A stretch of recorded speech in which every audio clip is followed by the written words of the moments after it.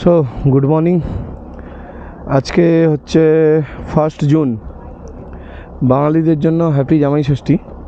আমারও হ্যাপি জামাই ষষ্ঠী, কিন্তু আমি জামাই এখন বাইরে, তো ষষ্ঠী হচ্ছে না। ব্যাগ গুছানো কমপ্লিট, খাওয়া দাওয়া কমপ্লিট, টেন্ট ফেন্ট সব কিছু কমপ্লিট করে, ওর ড্রামটা ঢোকানো হয়নি, ওটা ঢোকাবে। সব কিছু কমপ্লিট করে আমরা বেরাচ্ছি। আর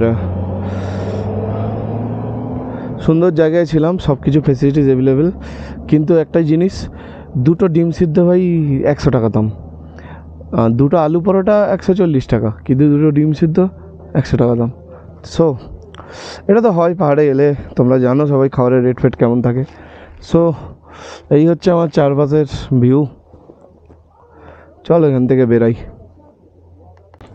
তো আমরা আছি এই সাইডটাতে, এখানে যদি দেখতে পাচ্ছ। তো চিৎকুল আমরা যাব না, আমরা সোজা মেবি কালপাও যাব না, যেহেতু আমরা স্পিতি যেতে চাই, তো স্পিতির দিকেই যাব। তো নাকো ভিলেজ আছে এখানে, আজকের টার্গেট নাকো ভিলেজ ফার্স্টে যাওয়া, কারণ মাত্র 100 কিলোমিটার, 2-2.5 ঘন্টার বেশি লাগা তো উচিত নয়। বাকি চলো বেরোবো এখান থেকে।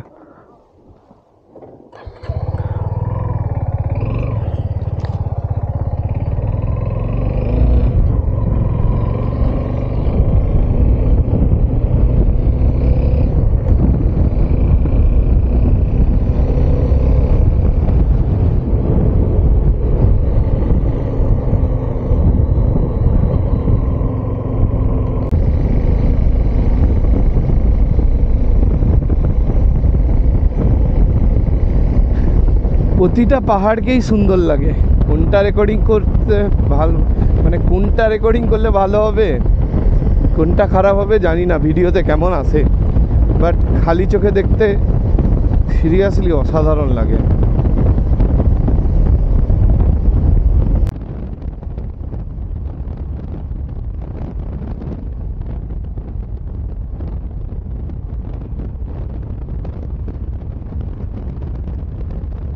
কি জোরে হাওয়া চলছে।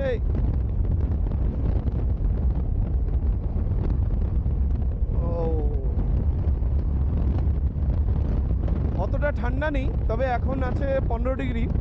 15 ডিগ্রিতেও ঠান্ডাটা আমি দেখছি অতটা নেই।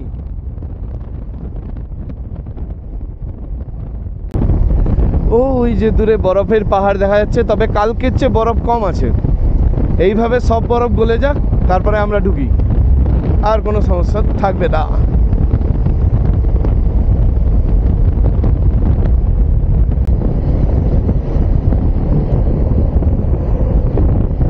এদিকে এগুলো ধস নেমেছে, আর এখানে পাওয়ার প্ল্যান্ট আই থিঙ্ক।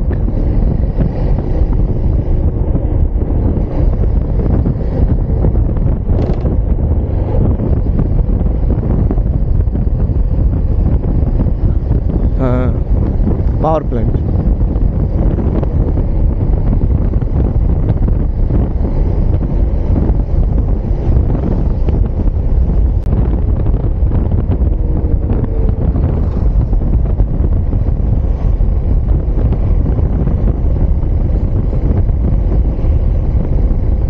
পাহাড়ের ভাঁজগুলো সুন্দর, বেশ কাটিং এরকম করে কেটেছে না, এরকমই।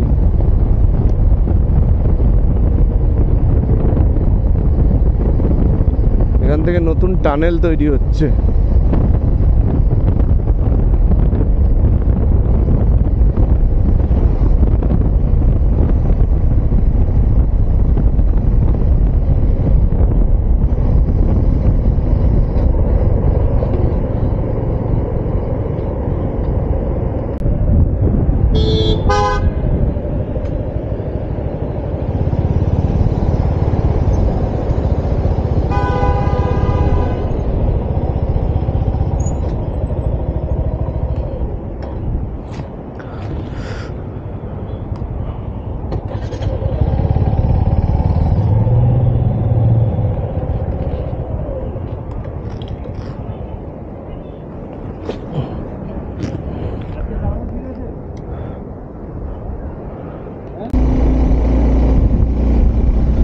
পাহাড়গুলোর কাটিং দেখো, এরকম করে কাট কাট করেছে উপর থেকে নিচ দিয়ে রাস্তা।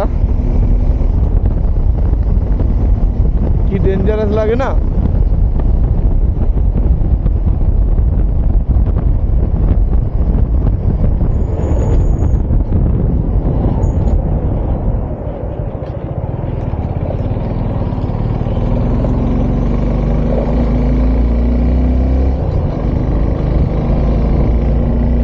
ওখানের কাটিং দেখো, ওখানে কোনো বেশি হাইটওয়ালা গাড়ি এলে অসুবিধা হবে মনে হয় না। দূর থেকে ছোট মনে হচ্ছিল, কিন্তু হাইট যথেষ্ট আছে।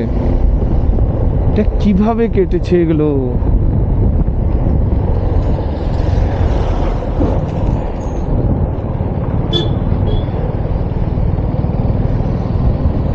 বাপ রে বাপ! পুরো নিচে একটা ঘরের মতো।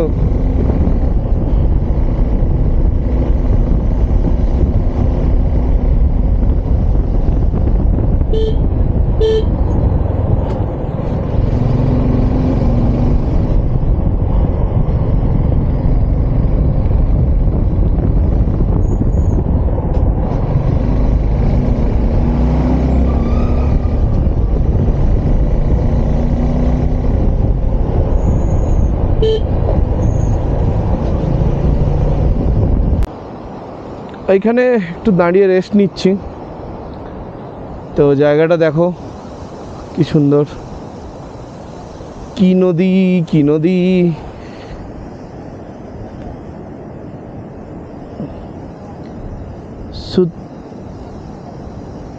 সুতরেজ রিভার এরকম কিছু দেখাচ্ছে। আর এখানে এটা হচ্ছে পারফেক্ট স্নান করার জন্য ফোয়ারা। দিস ইজ নট এ ঝর্ণা, এটা হচ্ছে পারফেক্ট ফোয়ারা স্নান করার জন্য।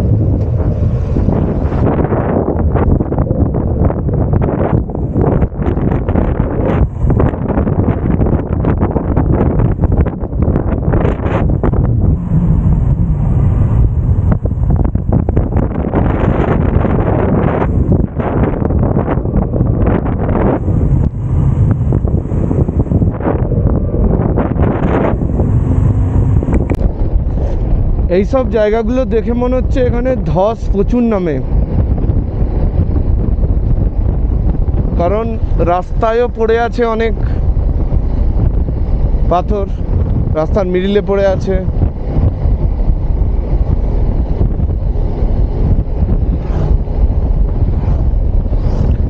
এখানে যতগুলো বাইক দেখতে পাচ্ছি, প্রাইভেট বাইক প্রায় নেই, মানে সব rented bike, yellow number plate. এটা যেমন ছিল পাঞ্জাব, কয়েকটা যেটা দেখতে পাচ্ছি পাঞ্জাব, আর এখানকার লোকাল মতলব মানে হচ্ছে তোমার হিমাচল প্রদেশের এইচপি নাম্বার আর পিবি নাম্বার, এই দুটো নাম্বার বেশি থাকে এখনও। আর 4 চাকাগুলো দেখেছি, দিল্লি নাম্বার দেখেছি, হরিয়ানা দেখেছি।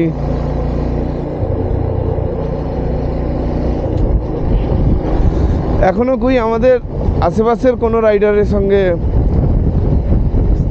সাক্ষাৎ হয়নি এখনও। এই যে দেখো, এই যে পাথরগুলো পড়েছে, এগুলো সব রাত্রিবেলা পড়ে উপর থেকে।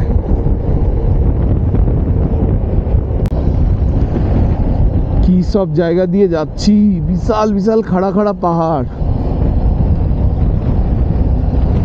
যাচ্ছি আজকে আমরা নাকো ভিলেজ। নাকো ভিলেজ এখান থেকে এখনো দেখাচ্ছে 46। বেরিয়েছিলাম আমরা 9:30, এখন বাজে অ্যাপ্রক্স 12টা। 2.5 ঘন্টা চালিয়েছি। 2.5 ঘন্টায় আমরা অ্যাপ্রক্স 80 কিলোমিটার এসেছি, মাঝখানে 2-3 বার দাঁড়িয়ে।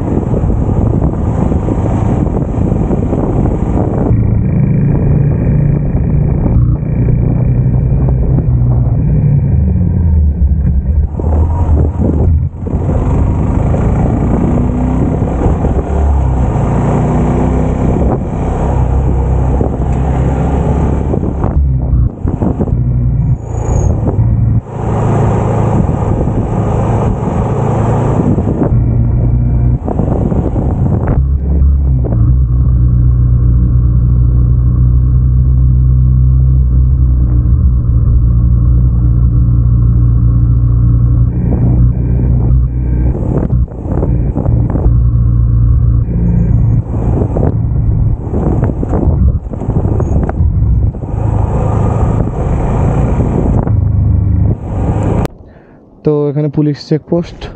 রেডি তো? চ। এখানে খালি নাম, ফোন নাম্বার আর গাড়ির ডিটেলস।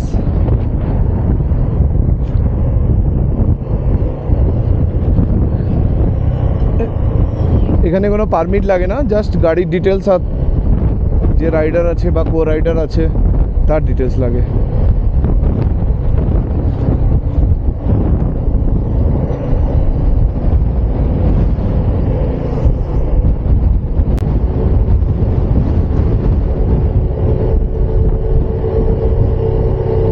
পাহাড়গুলো সত্যিই সুন্দর।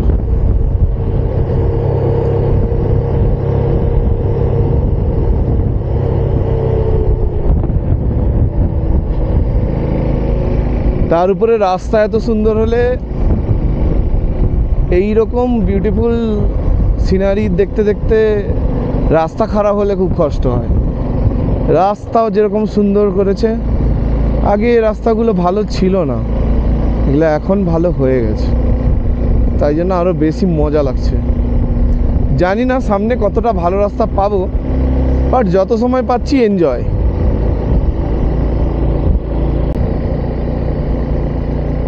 তোমরা যারা ঘরে বসে বসে এইটা রিল বা ভিডিও হিসাবে দেখছো, তাদেরকে আমি একটাই কথা বলে রাখি, ক্যামেরা জাস্টিফাই করে না এই যে বিউটিটা। সিরিয়াসলি তুমি যদি এখানে এসে না দেখো, আমি মনে করব তোমরা এগুলো দেখার কোনো মানেই নেই, ভিডিও দেখার তো কোনো মানেই নেই। ভিডিও দেখে তুমি 10% অনুভূতি করতে পারবে না, 10% পারবে না। বা এখানে এসে যে ফিল, সিরিয়াসলি টু গুড। মানে এখানে অনেক ট্যুরিস্ট দাঁড়িয়েছে, হ্যাঁ জায়গাটা অবভিয়াসলি এতটাই সুন্দর যে ট্যুরিস্টের দাঁড়ানোর মতোই।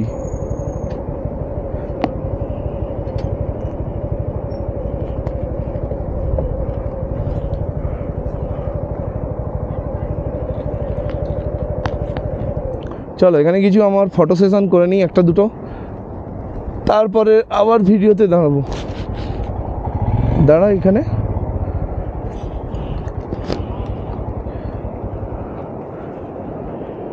সিরিয়াসলি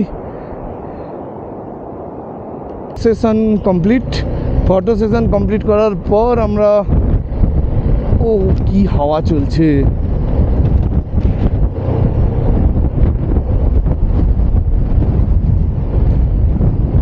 বাপ রে বাপ, এত হাওয়া বাইককে দুলিয়ে দিচ্ছে রীতিমতো, এত লাগেজ আছে তার উপরও। এখানে বেশি সময় বেশি জোরে কথা বলা যাচ্ছে না, হালকা হালকা শ্বাসকষ্ট আসবে বেশি যদি লাফালাফি করা যায়। বাট হোয়াট অ্যান বিউটি, ওহো,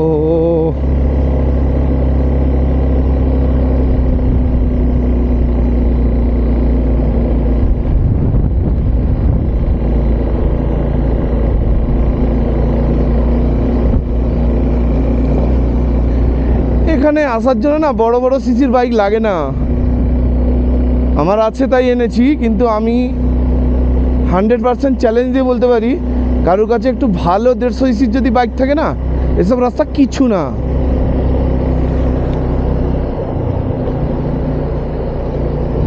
দারুণ এনজয় করবে, প্লাস মাইলেজও সেরাই পাবে এখানে। বেকার বেকার বেশি দামি বড় সিসি এনে পয়সা নষ্ট, তেলের পয়সা ষষ্ঠী নষ্টি করা।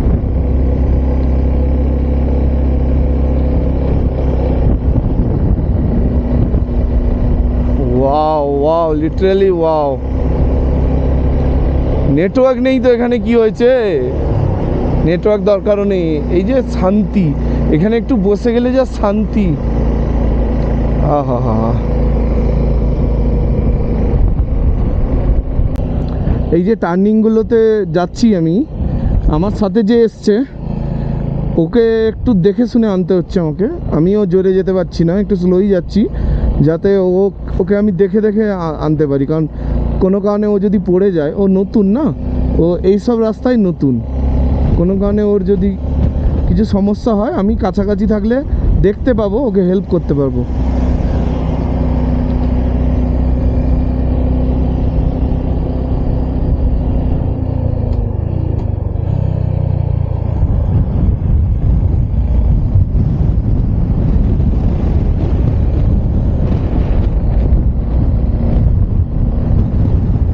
বরফে ঘেরা পাহাড়, আর এত হাওয়া চলছে, বাইককে নড়িয়ে দিচ্ছে। ও এই জন্য আমি ওকে দেখছি ও কি করছে, ধীরে ধীরে যাচ্ছি যাতে ও কনফিডেন্স পায়।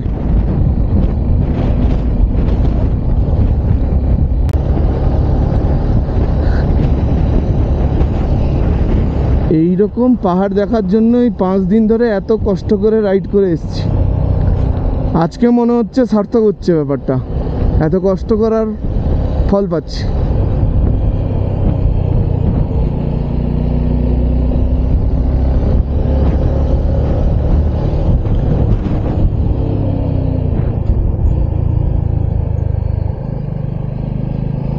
সবসময় রাস্তার বাম সাইড দিয়ে যাবে পাহাড়ে, যদিও কেউ চালাচ্ছ বাইক, কেউ থাকুক বা না থাকুক, ওইটা অভ্যাস থাকলে তুমি অন্যমনস্ক থাকলেও গাড়ি অটোমেটিকলি ওই দিক দিয়ে তোমার হাত একাই নিয়ে চলে যাবে। মাইন্ডে এটা সেট করে নিবে যে কেউ থাকুক না থাকুক, আমি আমার লেন পাল্টাবো না, এনি হাও আমার লেন ঠিক থাকবে, তাহলে আর পাহাড়ে কোনো দিন অ্যাক্সিডেন্ট হওয়ার চান্স নেই। এদিকের পাহাড়গুলো আবার একটু আলাদা, কালার আলাদা, একটু ডিফারেন্ট। ও ট্রাভেলার স্ট্রাগল করছে।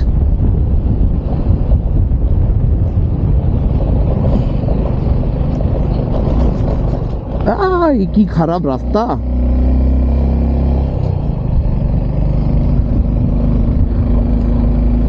অনেকের মনে প্রশ্ন থাকে এই ভিস্টম গাড়িটাতে এইরকম খারাপ রাস্তাগুলো কেমন লাগে।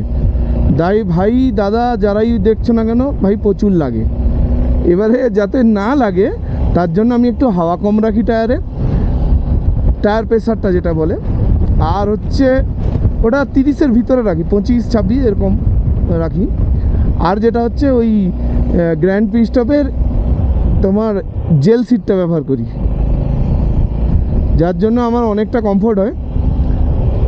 নাহলে কি আর বলবো, এখানে পাথর পড়েছে সব, এগুলো সব উপর থেকে পড়ে।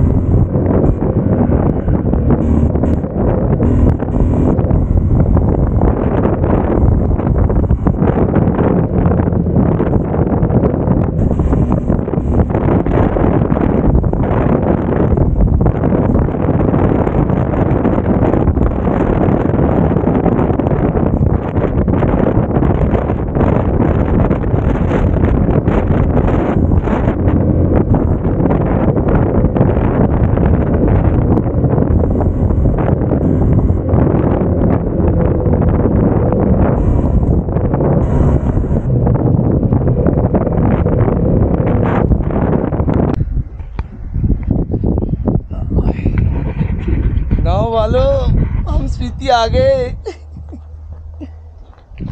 দেখো এখানে বরফওয়ালা পাহাড়ের পুরো হাইটেই চলে এসেছি। ওইখানে ওইটা হচ্ছে মাকো ভিলেজ সম্ভবত, মাকো না নাকো কি একটা ভিলেজ ছিল, নাকো সম্ভবত।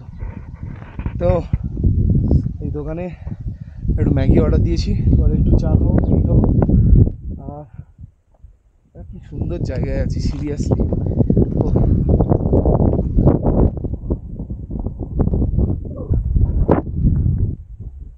তাকানো যাচ্ছে না রোদের জন্য। তো নাকো ভিলেজ যাওয়ার 1-1.5 কিলোমিটার আগে পড়বে এই মাউন্টেন মাঞ্চিস বলে ক্যাফেটা। ভিডিওটা বানানো এই কারণেই কারণ এখানে খুব রিজনেবল রেট, যেখানে নিচে আমরা অনেক কস্টলি খেয়ে এসেছি, এখানে যথেষ্ট চিপ রেট। তো খুব ভালো, লোকেশনও খুব ভালো, আর এখানে ডেফিনেটলি রিকমেন্ডেড। এরপরে আমরা এখান থেকে বেরাচ্ছি মুনল্যান্ডের উদ্দেশ্যে, যেখানকার ল্যান্ডটা মুনের ল্যান্ডের মতো এই নামে এটা প্রসিদ্ধ। তো এখান থেকে 16 কিলোমিটার, চলো 16 কিলোমিটার গাড়িতে ওঠা যাক। তো আমরা আছি 12,500 ফিটের কাছে, আর সেখানে এসে এরকম খারাপ রাস্তা পেলে কি আর ভালো লাগে? আরে বাপরে,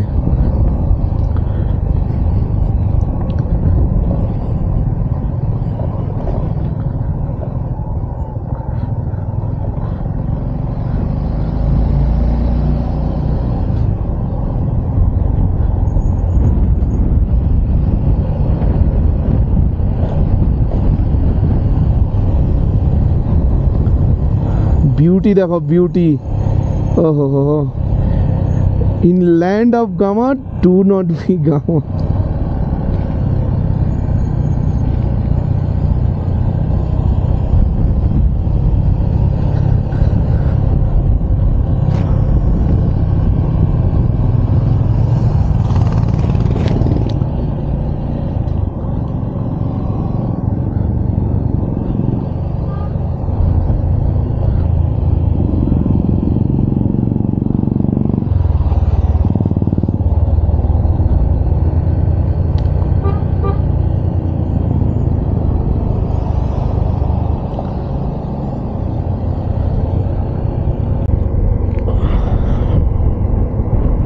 ওদিকটাকে বলে, ওটাই হচ্ছে মুনল্যান্ড, যার ভিউ আমরা ওখান থেকে পাবো। তো চলো ওখানে গিয়ে দেখি কেমন ভিউ আসছে।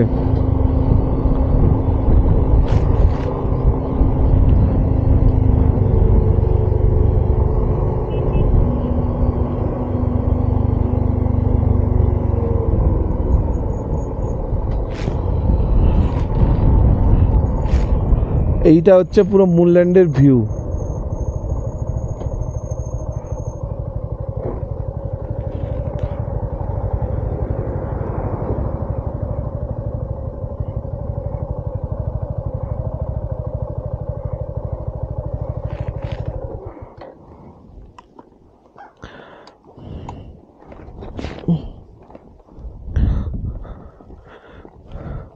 This is the view.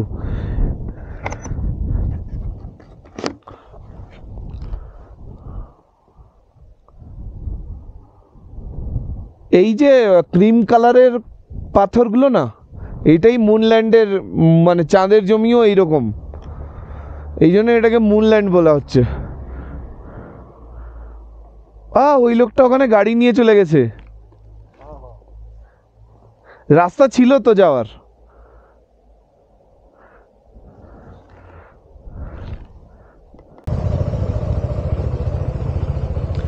অনেক নিচে নেমে এসছি, অনেক নিচে, প্রায় পুরো নিচে এসছি। ওয়েট করছি নচির জন্য, ও একটু এসে যাক, তারপরে আমরা এগাবো। এইটা আমি ধীরে ধীরে যাচ্ছি।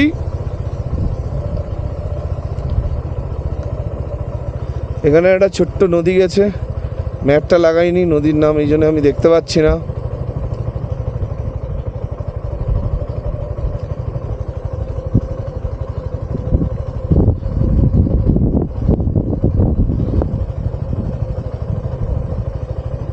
ওয়াও, ওই জায়গাটা কি সুন্দর লাগছে।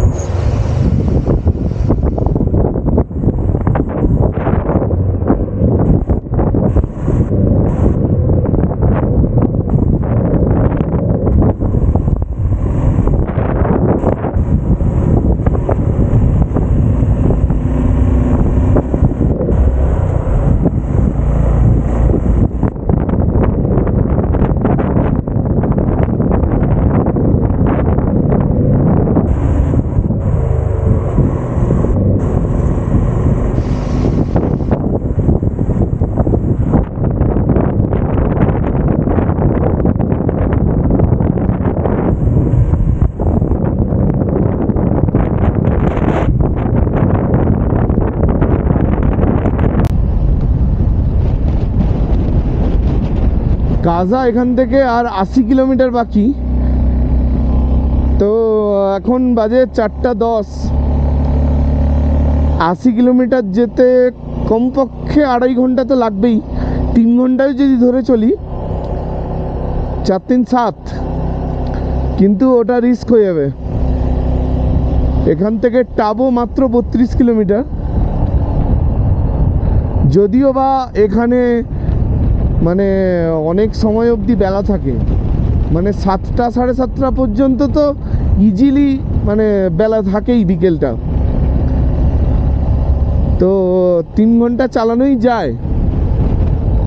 দেখা যাক আমরা কোথায় মাঝখানে দাঁড়াই, কতটা সময় দাঁড়িয়ে আমাদের যায় তার উপর ডিপেন্ড করছে।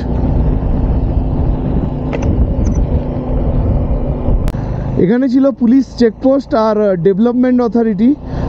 ডেভেলপমেন্টের জন্য, সিটি ডেভেলপমেন্টের জন্য পার বাইক 100 টাকা করে লাগে, আর গাড়ির জন্য 300 টাকা লাগে। বড় ভ্যানের জন্য সম্ভবত 500 টাকা করে লাগে। আর ওখান থেকে বেরিয়ে এসে দুটো রাস্তা দুদিকে চলে গেছে, একটা টাবোর দিকে যেটা ডান দিকে, আর একটা লেফটে গেলে কাজা, আর এই রোডটা পড়ছে কাজার দিকে। আর কি সুন্দর ল্যান্ডস্কেপ, সিরিয়াসলি মানে কি বলবো, আর সেরা ল্যান্ডস্কেপ। রাস্তাটা একটু সরু, তাই একটু সাবধানে আরও চালাতে হবে।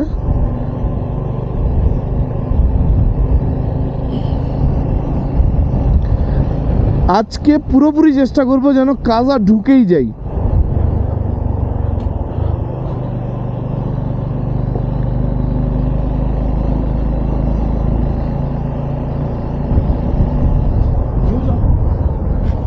नहीं होगा, लागेज है।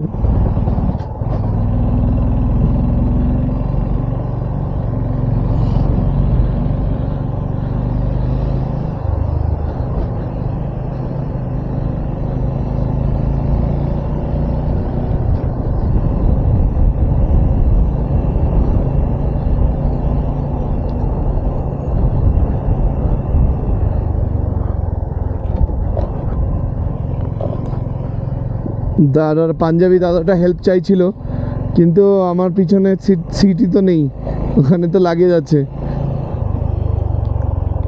একে সরু রাস্তা, তা আবার আমার নিচে দেখেছো খাদটা, ও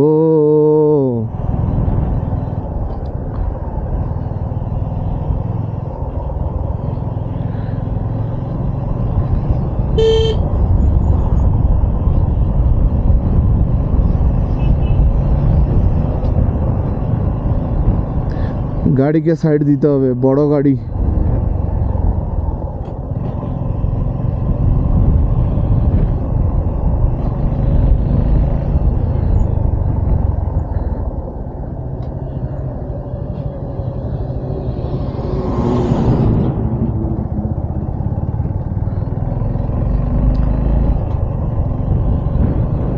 এখানে একটু দাঁড়ালাম, তোমাদের একটা জায়গা দেখাচ্ছি। আমরা ওই সাইড থেকে এলাম, ওদিক থেকে এভাবে করে ঘুরে এটা দিয়ে এলাম, এসে একটা জায়গায় দাঁড়িয়েছি। জায়গাটা দেখো,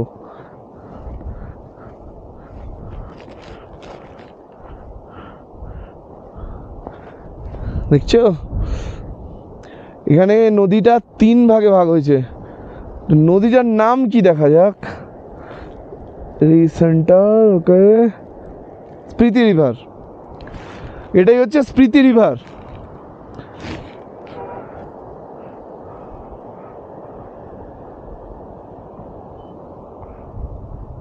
টপ ক্লাস, টপ ক্লাস।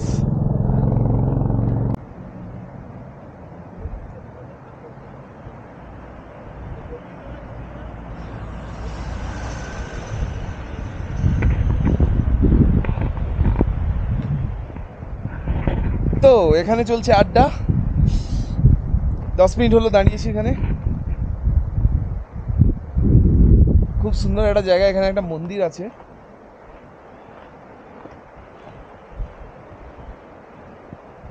মন্দিরে জুতো পরে ঢুকছি। হ্যাঁ,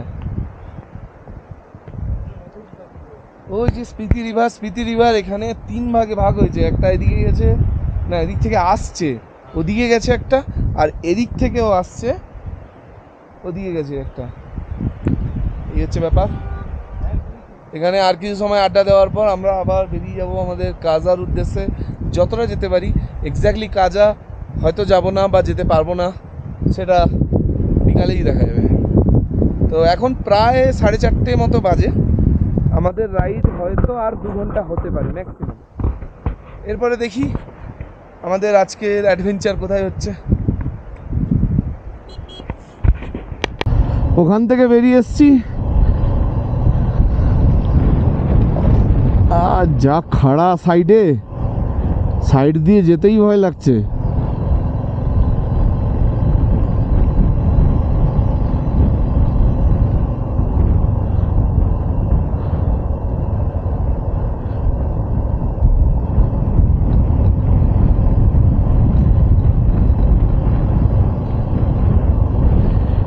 তবে যতই হোক সেই হেভি লাগছে, হেভি।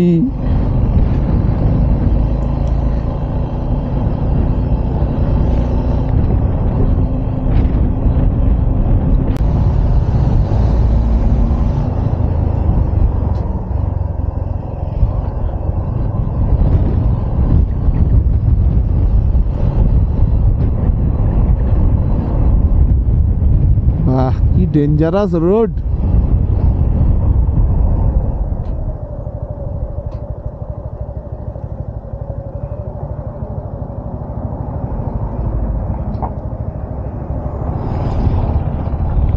বাড়ুয়ামি করে যাওয়ার চেয়ে দাঁড়িয়ে যাওয়া ভালো।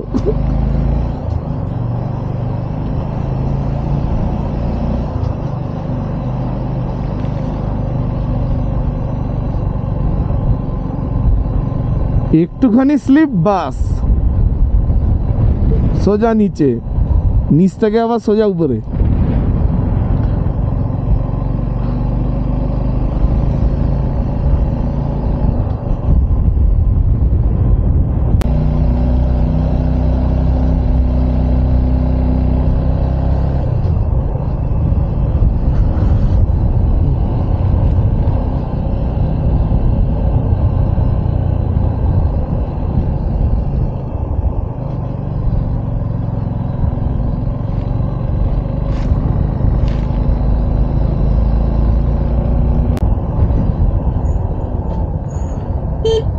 क्या नज़ारा है भाई साहब।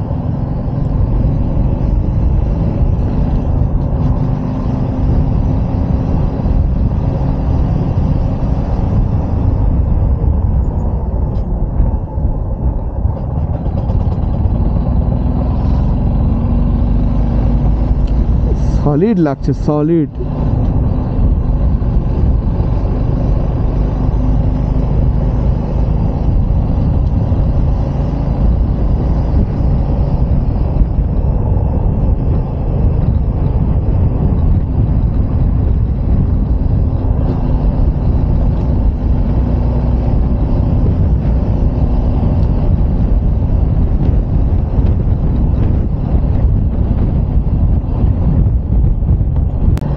আমরা এখন আছি মাড ভিলেজে।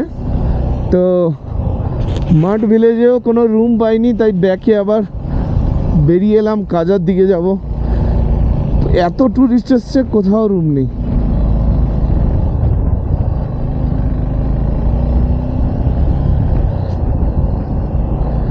আর আমাদের বাম দিকে স্পিতি নদী চলেছে আমাদের সাথে সাথেই। এখান থেকে কাজা এখনো 25 কিলোমিটার।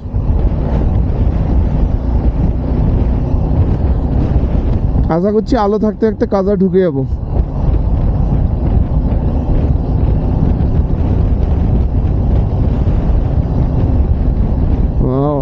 কত সুন্দর বিউটিফুল এলাকা।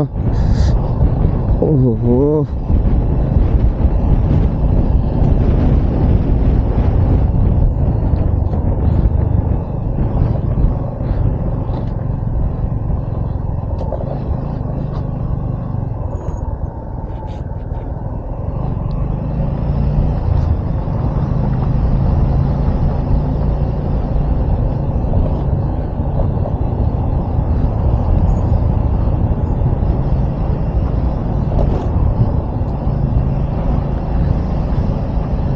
ইচ্ছা ছিল নদীর পাড়ে একটু নামার বা দাঁড়ানোর, কিন্তু আমাদেরকে যেতে হবে, নাহলে রাতে থাকার জায়গা না খুঁজলে আমরা যাব কোথায়।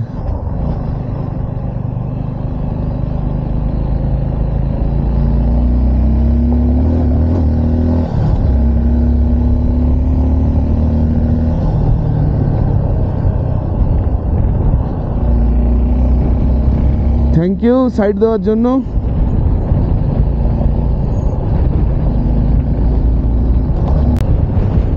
আমরা টাবোতে অনেক জায়গায় জিজ্ঞেস করলাম, কোথাও রুম খালি নেই, সব পুরো বুকড। মেন জায়গায় তো নেই, সাইডেরগুলোতেও নেই, মানে শহরের মানে ভিলেজের বাইরে বাইরে যেগুলো থাকে একটু দূরে দূরে, ওগুলোতেও নেই, ফিল আপ। তো আমরা ভাবছি এগিয়ে যাব কাজার দিকে আরও একটু।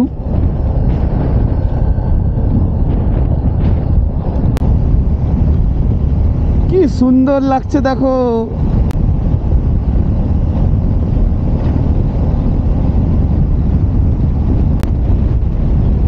কোনো কথা হবে না, কোনো কথা হবে না। ওই যে একটা গৌতম বুদ্ধের মূর্তি।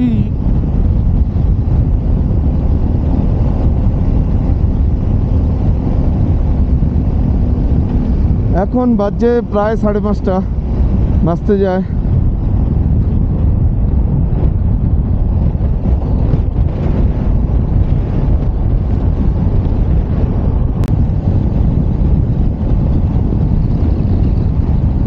এই রাস্তায় এইভাবে 30 কিলোমিটার চালানোর পর একটু সমতল দেখতে পেয়েছি।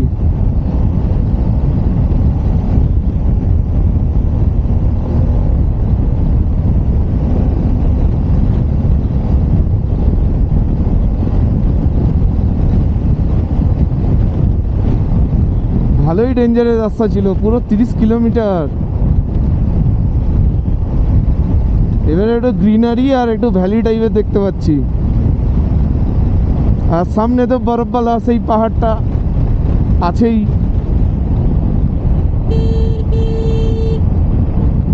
এই রাস্তা যেন শেষই হয় না, একই রকম ভাবে ডেঞ্জারের রাস্তা চলেইছে।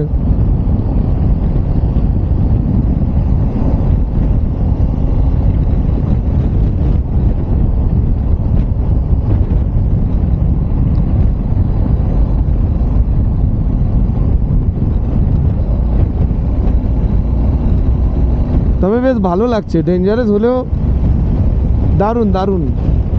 আই লাইক ইট, সেরা সেরা।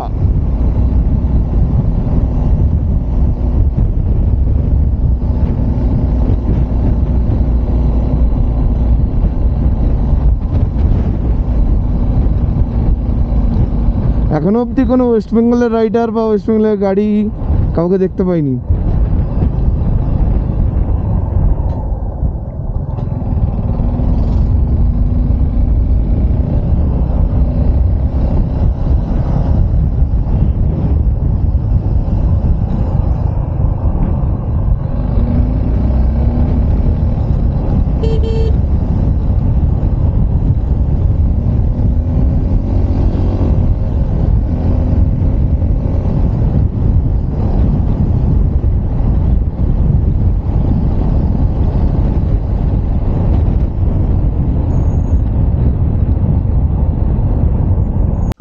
তো এটা আমরা হোমস্টে নিয়েছি একটা, এই হচ্ছে রুম, দেখতে পাচ্ছ। রুমের বেডের ঠিক সামনেই একটা সুন্দর একটা পাহাড়, বরফ বরফওয়ালা পাহাড় দেখতে পাচ্ছ। আর এই যে দরজাটার পিছনে, দরজাটা খুললে এখানে দুটো বাইককে পার্ক করে রাখা আছে।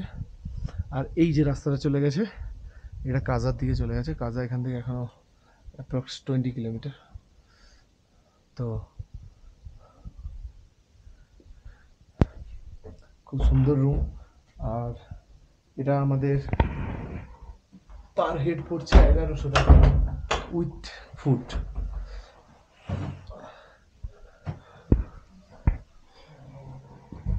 খুবই ক্লিন আছে, খুবই ক্লিন, যথেষ্ট ক্লিন।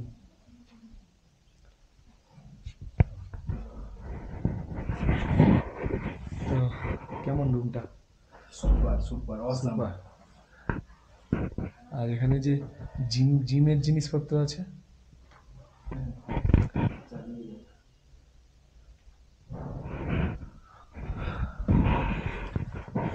তো আজকে এখানেই স্টে, এবারে কালকে এখান থেকে উঠে কাজা যাব, তারপরে নেক্সট কোথাও যে যে ডেস্টিনেশন আছে কতটা কি করা যায় কমপ্লিট করব।